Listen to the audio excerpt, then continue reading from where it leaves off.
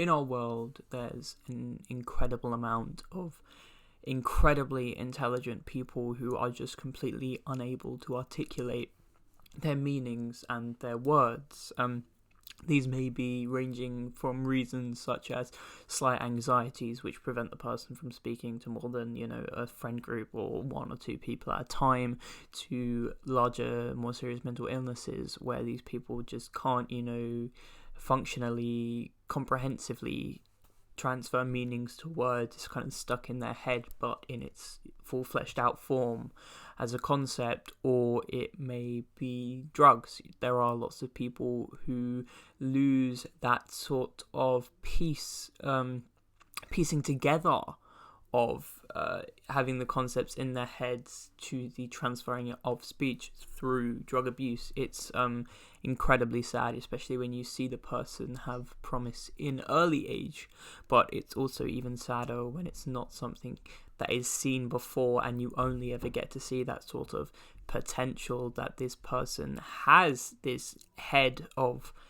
amazing ideas, wondrous, conceptions and imagination to an extreme that they just have no way of getting out. It's stuck in there. It must be so painful to not be able to express and explain these things. And these people often get labeled as unintelligent and sometimes even, crazy. Like people, when they attempt, certain people like this, when they attempt to explain what they mean, it comes across in that incomprehensible, maybe sort of analytic, but anecdotal sort of rambling. They are very rushed, panicked to get it out because they need to get it out, and they've spent so long, not being able to, that they just bombard whoever they're speaking with, concepts and statuses and statements and questions, and a mix matched that's not structured as we recognize when we have, absolute functioning, social functioning brains, how we should, word our communications. They don't have as much of that, and it just ends up like everything is being thrown at you at once, and this person gets devalued for that format, because of how they say it. We think the substance isn't intelligible, it isn't, constructive or of matter, because this person seemingly can't comprehend and conversate in the socially acceptable way, but probably what they are saying is one of the most vital aspects we can gain from other people.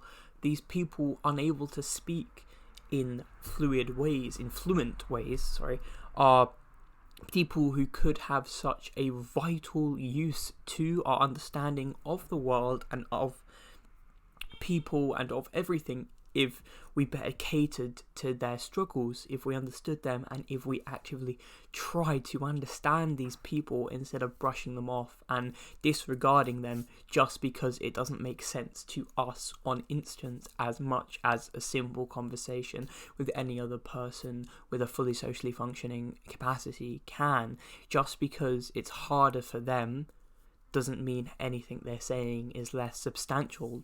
And even if it's someone who isn't offering some world-changing insight, if they're struggling to speak, if they're struggling to transmit a conversation, one word to you, if you demean them for that, you denounce them for that, you reject any part of their statement just because of their inability to speak, you're a prick. That is one of the worst things. And this is a tangent, from the main core of what I was talking about, but people with speech impediments as well. When people condemn people for that, it's just horrible. But, anyways, sorry. These are people we need and people we should be actively working to better, incorporate in our world and our understanding of the world by, listening to them.